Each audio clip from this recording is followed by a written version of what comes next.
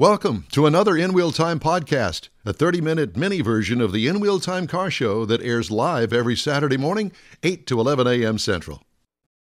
Anywhere. From the 63rd Annual O'Reilly Auto Parts Auto Ramma at the George R. Brown Convention Center in Houston, Texas. Welcome, everybody, to the In Wheel Time Car Talk Show.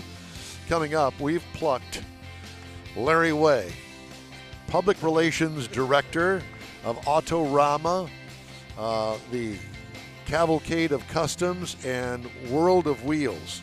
All of that. How did I do? You did fantastic. Very good. Very good. I'm glad that you liked it because I worked really hard on my memory trying to remember all of that. Boy. Because I have nothing written down here. But Larry is with us this morning. Conrad's going to have the In-Wheel Time Car Clinic at the end of this particular segment, and we'll have this week's auto news. Howdy, along with Mike out of this world Mars, King Conrad DeLong. We always need more Jeff Zekin, Chief Engineer and Head Bottle Washer David Ainsley. I'm Don Armstrong. Glad that you could join us today. Thank you so much. Larry Way is in the hot seat now. And let's see, we talked to you a couple of weeks ago when you were in Las Vegas. Yes. Did you go back home after Vegas? I did. You did? Cut the grass? No, it was cold. Was it? Most people go to Las Vegas for 3 or 4 days. I was there for 11 days. I liked Las Vegas. I don't gamble, but I liked the city, and I did a lot of fun things. Well, wait a minute. That was it that around one of the big shows? Yeah, there? it was around the SEMA show, which is 4 days. So did you stay for the F1?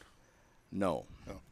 Do you wish you had made the F1? Yes and no. Well, boy, oh boy, the F1. It was crazy. The people in Las Vegas are so upset because it's disrupted things for so long, trying to get to work. And they started on this like in March. And they were paving Las Vegas Boulevard, and it's been nothing but a chaos. Mess. Yeah. And you heard a lot of 4-letter words when people talked about F1 because the locals, they really were upset. They're still taking that track apart. Oh, there's going to be another month, they say, before it's back to normal. The most photographed place in North America is the Bellagio fountains in front of Bellagio. Yeah. They cut all the trees and they put grandstands up, and so they did not. Man! They cut the trees and put grandstands up in front of the Bellagio fountain, so you could watch them from the side, maybe 20 feet, and on the other side, maybe 30 feet. But that's the only. They were still running. That was such a gathering place out in front of the fountains. I mean, to the point where they even had all the speakers set up so you could listen to the music that went along with what the fountains were doing. There's a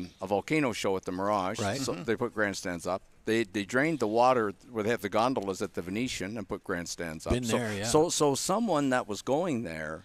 A couple, let's say, were going to get married, or just going for a weekend. The city was terrible. Yeah. I mean, because of the grandstands. They lost money. Did they fill the grandstands? No. No. The week before, I was. They were discounting packages by 80%. Ooh. If you wanted, and the week of, and for example, the hotel where I stayed at, which is off the Strip, it's only a 20-minute walk to Bellagio from where I stayed. Their rate was $4.99. Then it went to $2.99. It went to $1.99 the week of and they were only 50%. They lost money. They lost had a ton of money. The sponsorship, they wanted to get large corporate money to have all these tickets and blocks of hotels like you do, and it was outrageously priced. They couldn't do it.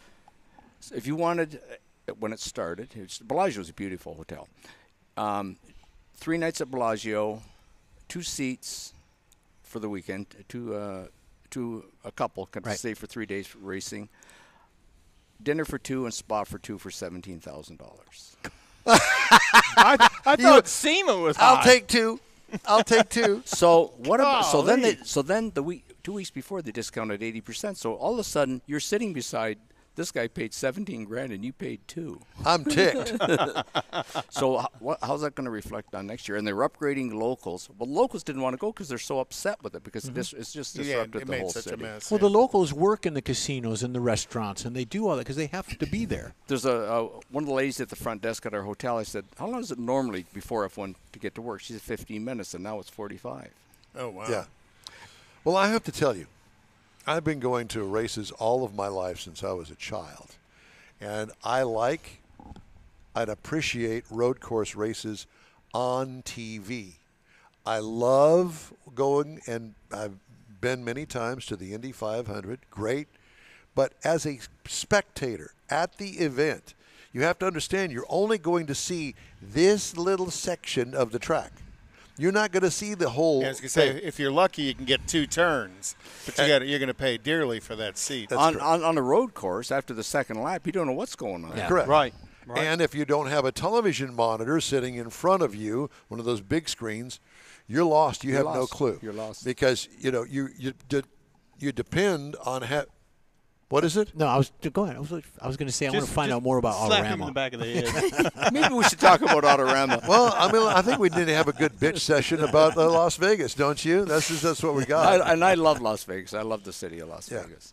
Yeah, I like going. I'm not a gambler either. I like going to the shows and watching the fountains at the Bellagio.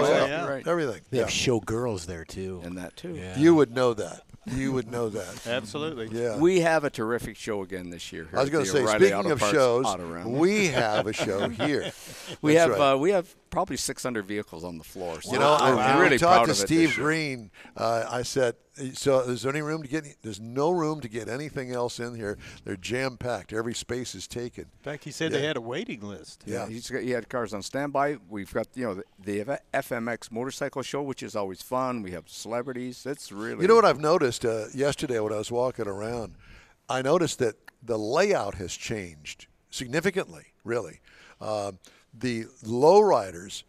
Man, that whole thing back there has exploded, and they have some of the most gorgeous cars. Aren't they beautiful? Whether you like lowriders or not, take a look at those You cars. know, The look work at and the look at the workmanship. artwork. The art. That's exactly what it is. That That's segment exactly. has really grown, and it's not just, there's one car back there that's sitting really, literally on the ground with the nose in the air, but the rest of them, they've all evolved, and they've become much more complicated and beautiful. Some of the paint jobs are stunning. The mural work, to me, belongs in a museum. Some of the mural work on some of those cars. You're exactly back there. right. Yeah. You're It's exactly that right. beautiful. And the other thing that I noticed walking just right here in front, there's more trucks here this year than there has ever been. Well, it's Texas. There's trucks. Well, I know. But you're right. There's more trucks than There's more than ever. But really good quality. Yeah, Really there's a good truck quality. back here, a 1984. I'm sure that you saw it. It's still got the plastics on the seat, Yeah. and it's like it rolled right out of the showroom floor. I don't know how they did that, because that cannot be a still original car with the plastic on the seat. It is beautifully restored, and the way that they did it is so cool, because it does look like, really, it looks right as it came out of the showroom. Right off the transport truck. The lowriders, they're also, they have hoppers and dancers, right, which you've seen on TV. Yes. And I co-managed a show in Louisville, Kentucky, and we had the Lowrider National. So one time, early morning TV, it was like 6 or 6:30 in the morning. The reporter got in this truck, a hopper. So I'm with the Morning reporter. So the morning reporter's in the truck, and I'm standing beside the guy. So he's bouncing. I said, higher. So he's going, and he's got no seat, and he's going. So he almost stood it straight up, and he's going, stop, and I'm going higher, and he's bang. But people are sitting at home killing themselves, and he's bouncing around inside. So he gets out, and I help him out. I said, I told him to stop. He says, you're so full of baloney. I saw you talking to him. It was great TV. I guess I would have wished I'd have been there. It was fun. Yeah, no doubt. But a great show, and you've got special guests today and again tomorrow. We have Noel G, who played Hector in Fast and Furious movies, so he's on. So I picked him up at the airport last night. He said, and he's on from 2 to 5. He said, can I come all day? I said, excuse me? He says, I'm going to maybe come in at 10 or 10:30 and stay through the whole day. He says, I have merch to sell, and I got nothing else to do. I said, cool. Well, of course. We're not used to that. So he's going to be in this morning. So maybe if he does come in, I'll drag him over here. Yeah, please do. Yeah, absolutely. And like I said, the 11 o'clock hour is wide open, and we'll make room for him, I promise. Yeah, sure. Yeah, we'll make room, but we got somebody coming at 11:30. Who we got? That Showgirls. watermelon truck over there? I missed the watermelon truck. What? I saw one crashed on the freeway a couple of weeks ago. It shut down 59, No. literally. Yeah. It did. Yeah, but no, I'm not sure about that one over there, but I'll take your word for it, Mars. Don't ask me why. I trust you at this point in our relationship. It's but too early in the morning. It is that. Wait till you get woke up. Yeah. So tomorrow we have Lou Ferrigno. Yeah. Incredible Lou Hulk. Ferrigno, the Incredible Hulk. So we have him tomorrow afternoon. So Was that'll be that fun. was a '70s show, wasn't it? The Incredible Hulk. Yeah. Yeah, I love that. It is. It's great. And I mean, Is he going to be in green? probably Doubtful. not. You have to make them mad. Yeah, that's right. You got to make him Don mad can for do that. Yeah, anybody. real easy. Yeah. Ask Craig Bierman; he'll tell you. Oh boy. I can tell you that it is quite a show this year. Have we selected the Magnificent Seven yet? Yes. They are selected, Yeah. and so I think yesterday I didn't see them, but Most of them are on the front. right, front row. and they have a plaque, and I didn't. Maybe I missed it. I don't know, but at any rate, so got to be sure. And when you come in, that's the first thing that you look at is the Magnificent Seven, and they each of the seven has a plaque in their display Right. that shows that they are One one of of the the seven. Magnificent Seven. There is one car here from Moncton, New Brunswick, Canada, which is in the far eastern provinces. He was at the SEMA show in Las Vegas, and they brought the car here and stored it, and then brought it here. And then from here, they're taking it to West Virginia and leave it stored, fly home, come back and get it, and come to the championship finals in Cincinnati in January. Oh, cool.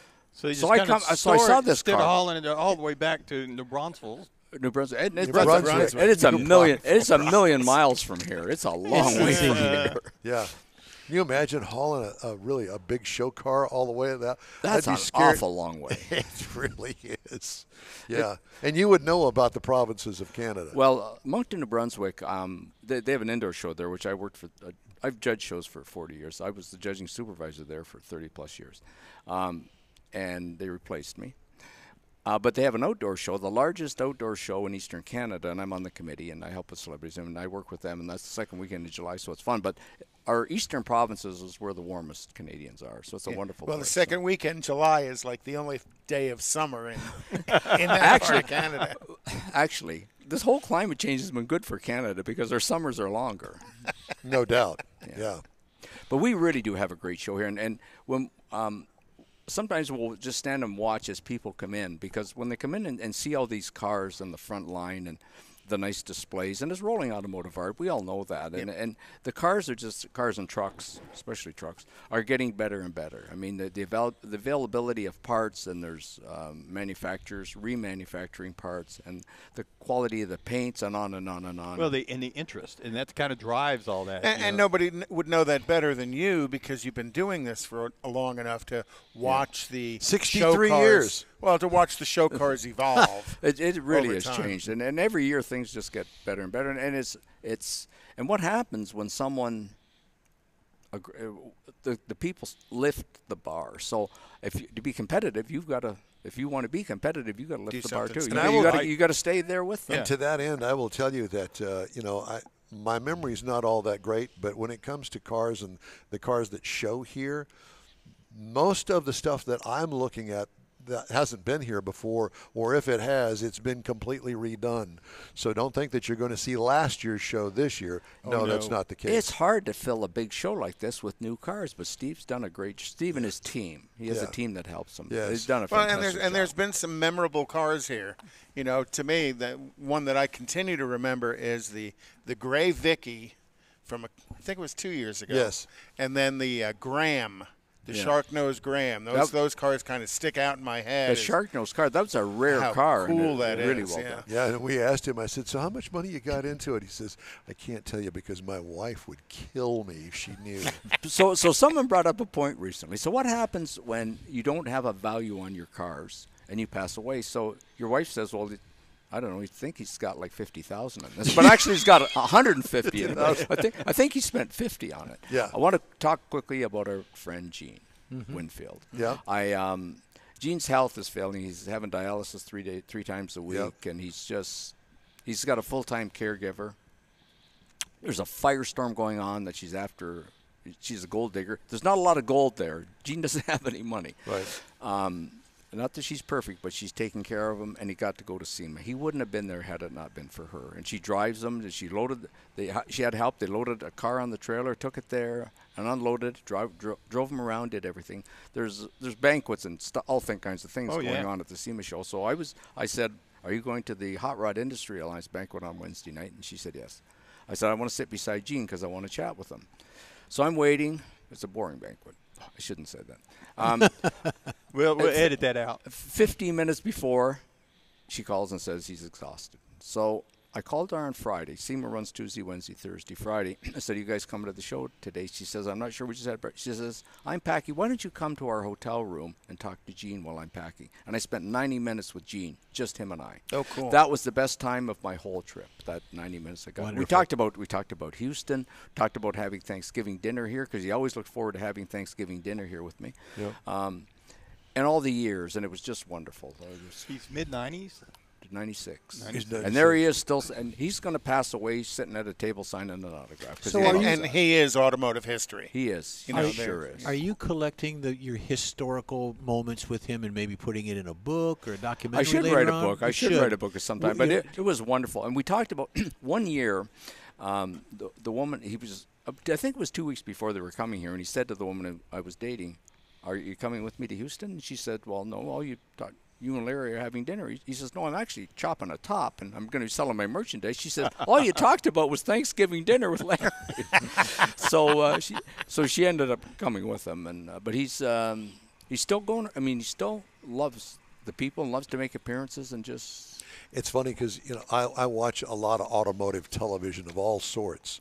And you watch some of those crazy Canadian shows. I do. know I you do. love Rust Glad Valley you admitted Restores. it. Those guys are crazy. Rust Valley Restore is one of my favorites. But I will say that some of the shows they were done years and years and years ago, and some of them go back to the George Barris days.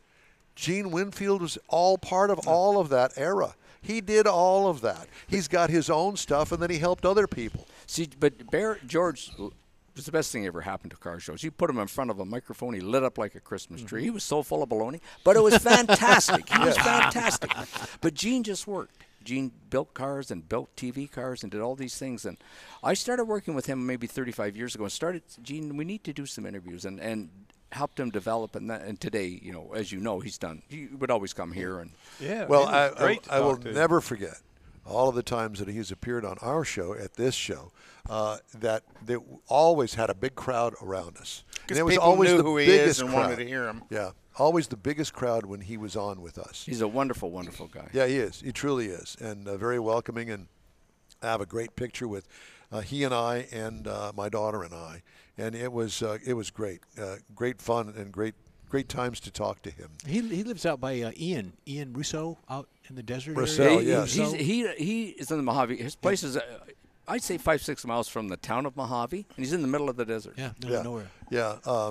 Ian Roussel, I think, is a good friend of his, and that's why Ian moved out there.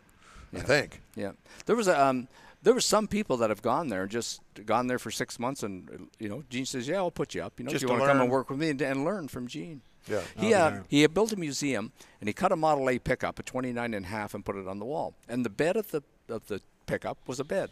So he said, "The first person that's going to sleep in that bed is going to be Larry Way." And I said, "I love you to death, Gene, I do, but I'm not coming to visit." And we sleep on your wall. But for a year, he wouldn't let anybody sleep in there. So we're talking, we were chatting, and we laughed about that. And his caregiver, Michael Ann, said, "Sometimes I take a nap in there." She says, "I didn't know I was sleeping in Larry's bed."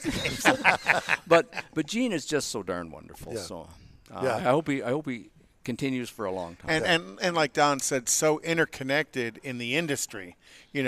Things he did, people mimicked in doing what they did because tried they to. and were taught by him how to do some of those things. They still call it the Winfield fade, where one color goes to another. Gene started that.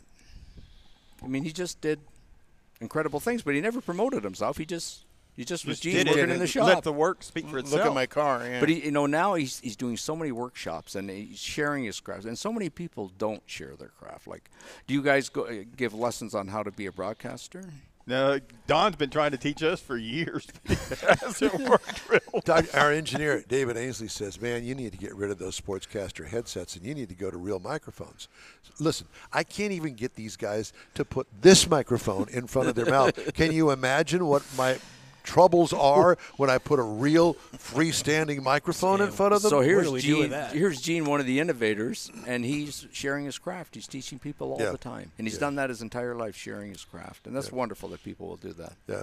Well, and it becomes an extension of him. Exactly right. Because Exactly people right. know Billy Bob because he was trained by Mr. Winfield, and he continues that skill set as well. And I'm sure that there are probably about a dozen guys that have continued that era on as a Gene Winfield trained mechanic or body sculptor or whatever it may be. Now, Gene is also a womanizer, so a lot of us are proud of him for that, too. He's 96, and he's still chasing. I wasn't going to say anything, but I was thinking when you said her, I thought, he would have a female.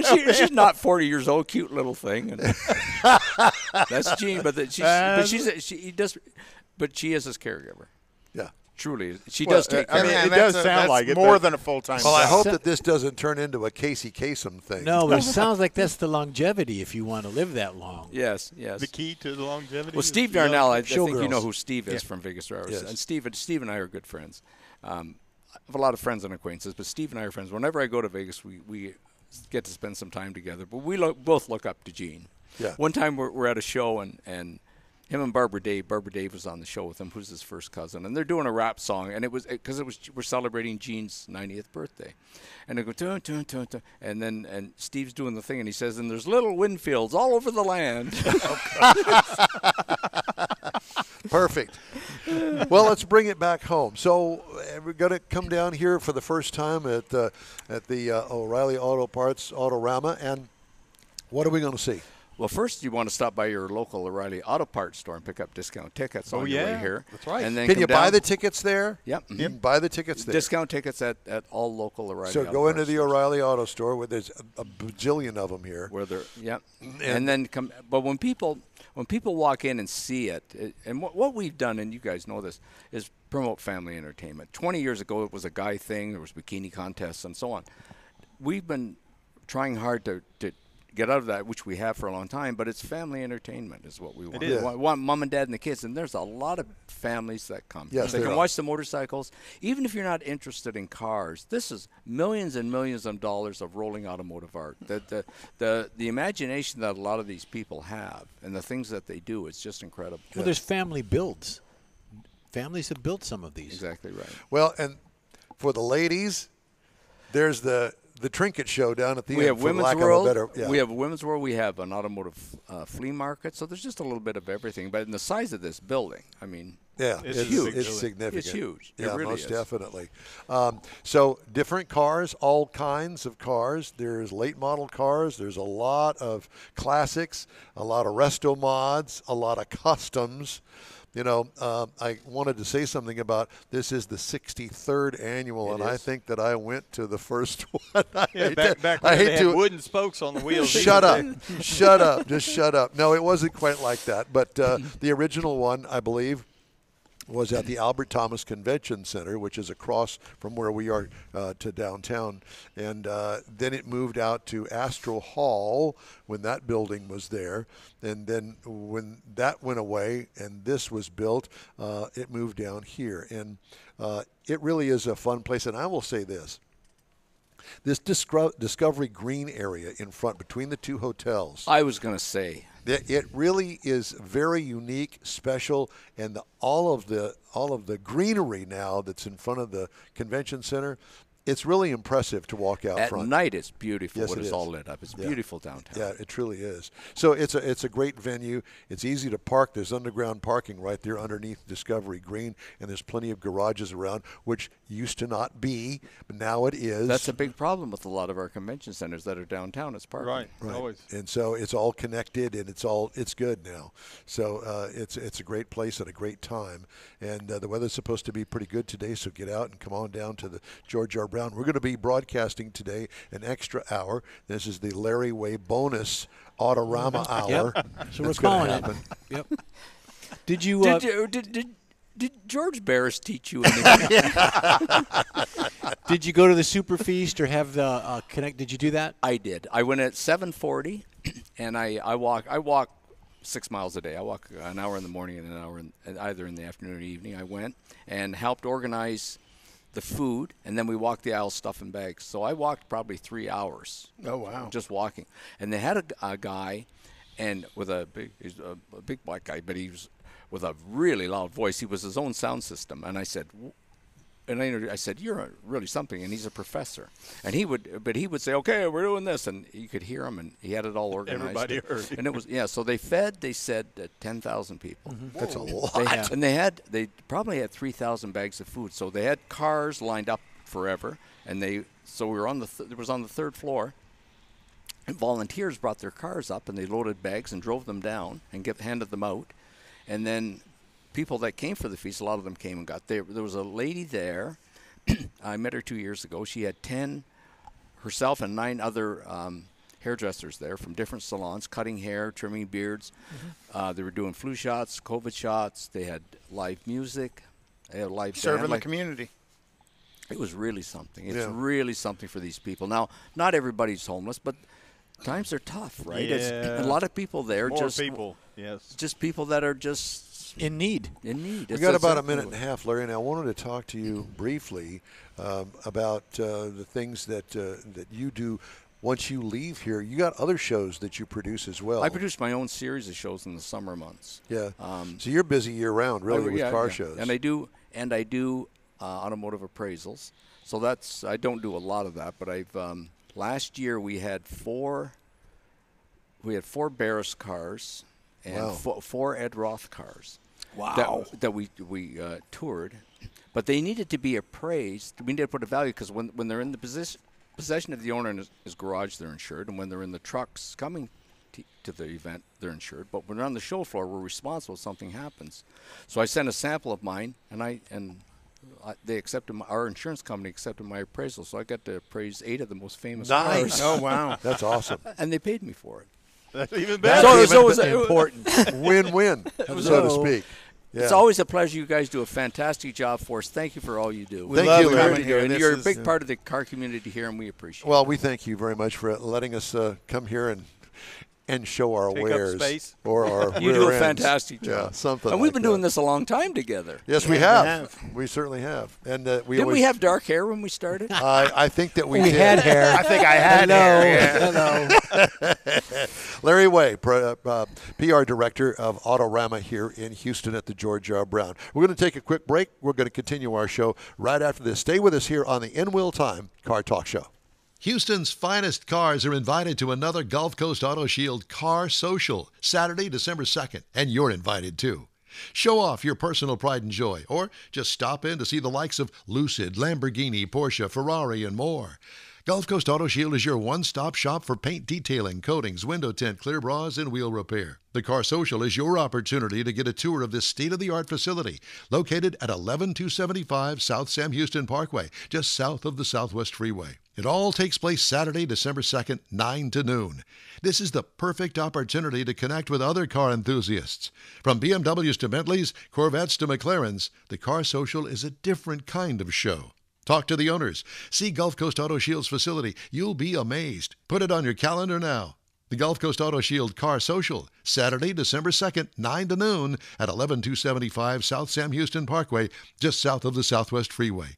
The In Wheel Time Car Talk Show will be there too. We'll see you then. Hey, Houston! America's greatest hot rod tradition is back! Thanksgiving weekend! The O'Reilly Auto Parts AutoRama at the George R. Brown Convention Center. 4 action-packed days of hot rods, customs, classics, trucks, and performance cars. The ultimate lowrider showcase. Sponsored by Shorty's Hydraulics. See Lone Star Throwdowns, Texas-sized truck spread. And don't miss the traditional rod and custom section. Friday, Saturday, and Sunday, see wild, high-flying, freestyle motocross stunt shows. Shop the swap meet and women's world all weekend on the celebrity stage presented by Nick's Auto Repair and Classic Car Restoration. Friday, meet AEW Tag Team Superstars, the Lucha Bros. Saturday, it's Noel G. Hector from the Fast and Furious. Sunday, it's Lou Ferrigno, the original Incredible Hulk. The O'Reilly Auto Parts AutoRama this weekend at the George R. Brown Convention Center. Discount tickets at O'Reilly Auto Parts, part of the Summer Racing Equipment Show Car Series. See AutoRama.com for more info. The original group of Loopy Tortilla restaurants will have you telling your family and friends just what the original recipes mean when it comes to the best fajitas in Southeast Texas. Founder Stan Holt invites you to visit the original Loopy Tortilla near I-10 and Highway 6. Here's the original house that inspired the design of all the rest and the original charm that helped make Loopy Tortilla the go-to destination for Houston Tex-Mex. Speaking of original, nothing can compete with the original lime pepper marinade that everyone will agree makes Loopy Tortilla award-winning beef fajitas the best anywhere. Loopy Tortilla Katy is another location that gives you the same quality and service Houstonians have come to expect at Loopy's. It's located just off I-10 and the Grand Parkway at Kingsland Boulevard in Katy. Find yourself in Aggie Land? Head to the Loopy Tortilla in College Station, located just around the corner from Kyle Field. It's a great place to enjoy those famous frozen margaritas before or after the game. Headed east to Louisiana, stop in at the Loopy Tortilla in Beaumont. It too's on I-10. You can't miss it. The original group of Loopy Tortilla restaurants invites you in for the best Tex-Mex anywhere.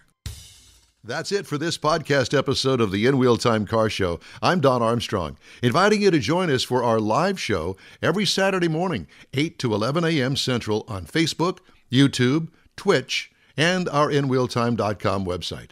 Podcasts are available on Apple Podcasts.